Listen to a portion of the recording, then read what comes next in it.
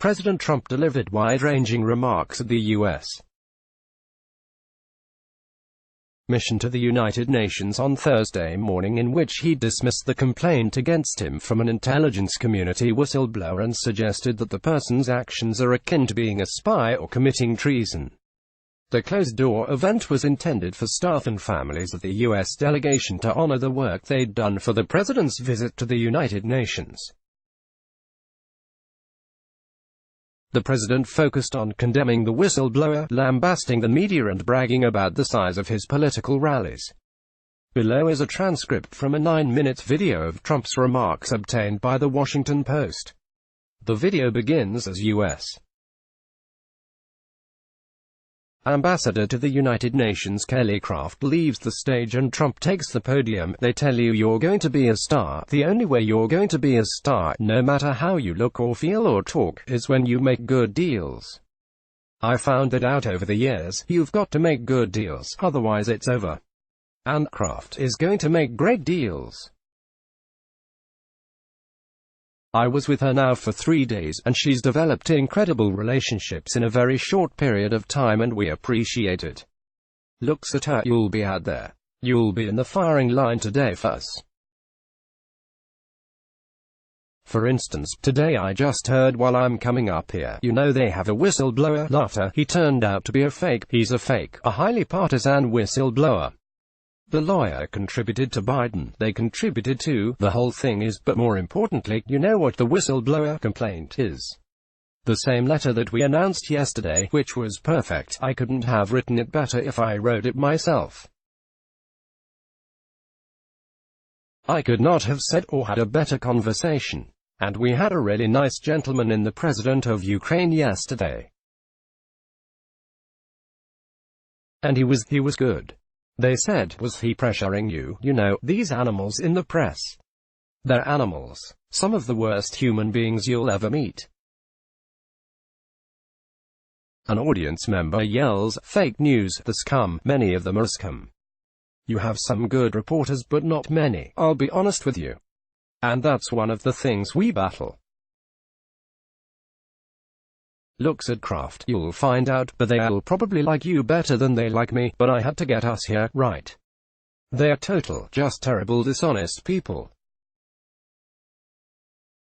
And they were crazy. They couldn't figure out what do we say bad about this conversation. Then it turns out they had senators, Democrat senators, who went over there and strong-armed the guy. You better damn well do this, or you're not going to get any money from Congress. Oh, I see, that's okay. And then you have Sleepy Joe Biden, who's dumb as a rock. Laughter. This guy was dumb on his best day, and he's not having his best day right now. He's dumb as a rock. So you have Sleepy Joe, and he goes up, and his kid, who's got a lot of problems. He got thrown out of the Navy for problems. I mean, look, I'm not going to, it's a problem, that's a problem, so we won't get into why and all that. But he got thrown out of the Navy, and now this kid goes into Ukraine, walks away with millions of dollars, and he becomes a consultant for $50,000 a month. And he doesn't know anything compared to anybody in this room. Okay, he's a stiff, he knows nothing. He's walking away with $50,000, or as you would say in the old days, $50K a month. Not bad. Would anybody else in this room like to represent Ukraine for $50,000? That's on top. Points to the audience and says, you got the job. That's on top of hundreds of thousands and millions of dollars.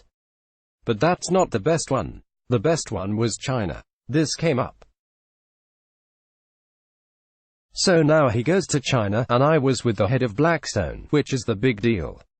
Steve Schwartzman. I said, Steve, is that possible? No. Why?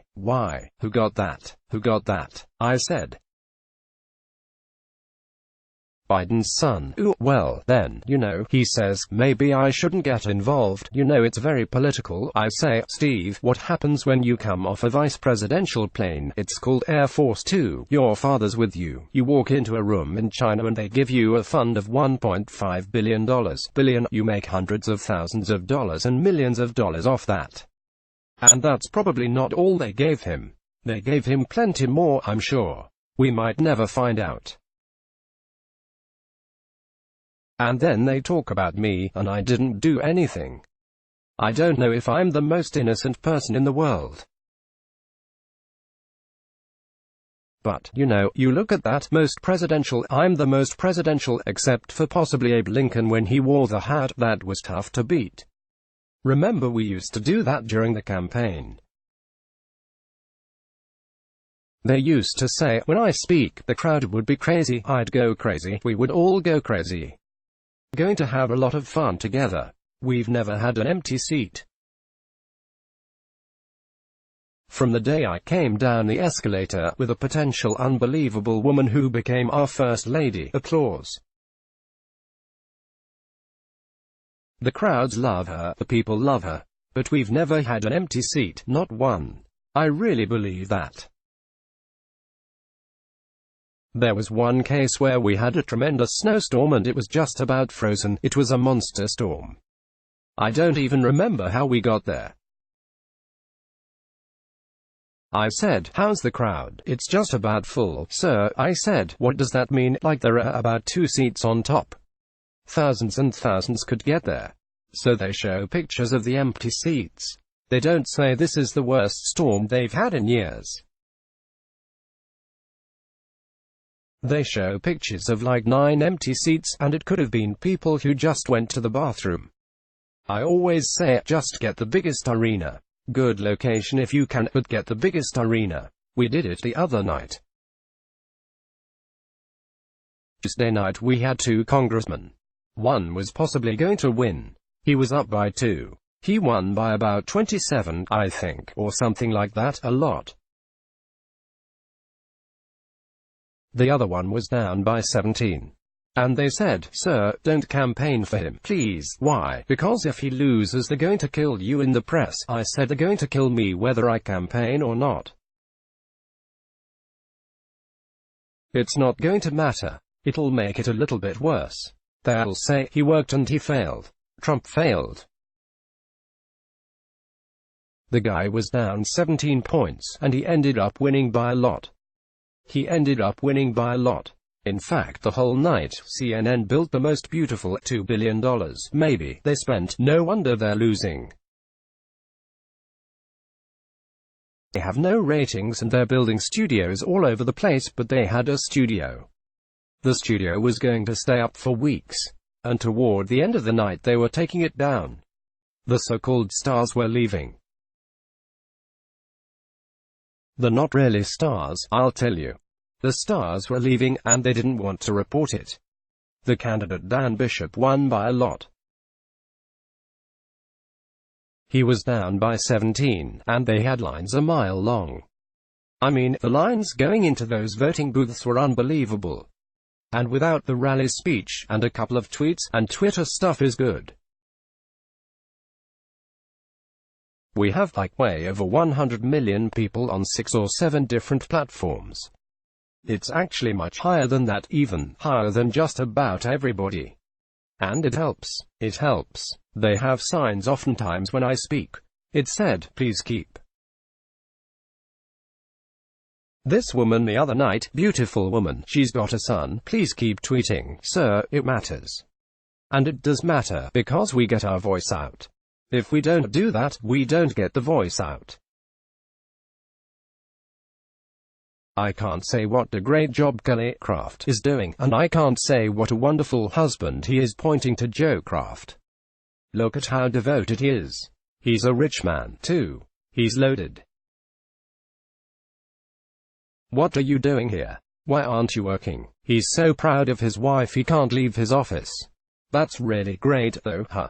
Are you all proud of her? He said, very much, and he's really a fantastic guy. He's been a friend of mine for a long time. Before I met Kelly, I met Joe. And Joe impressed me because of his knowledge of energy. Now he could be paid. Okay, you're going to pay a guy $50. For him that's not quite good enough, although he might. He might. It's easy money, Joe, you have to say. But he would be an expert on energy. He would be a real expert. He would be somebody you would pay a lot of money to, but not Joe Biden's son. So the whistleblower came out and said nothing. Said, a couple of people told me he had a conversation with Ukraine, we're at war. These people are sick, they're sick, and nobody's called it out like I do. I don't understand. People are afraid to call it out. They're afraid to say that the press is crooked. We have a crooked press.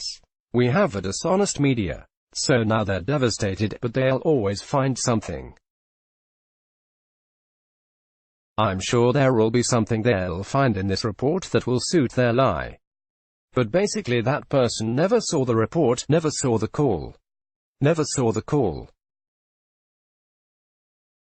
Heard something and decided that he or she or whoever the hell it is, sort of like, almost, a spy. I want to know who's the person that gave the whistleblower, who's the person that gave the whistleblower the information, because that's close to a spy. You know what we used to do in the old days when we were smart, right? With spies and treason, right? He then said, we used to handle them a little differently than we do now, according to a recording of the remarks obtained by the Los Angeles Times. Let's block ads. Why?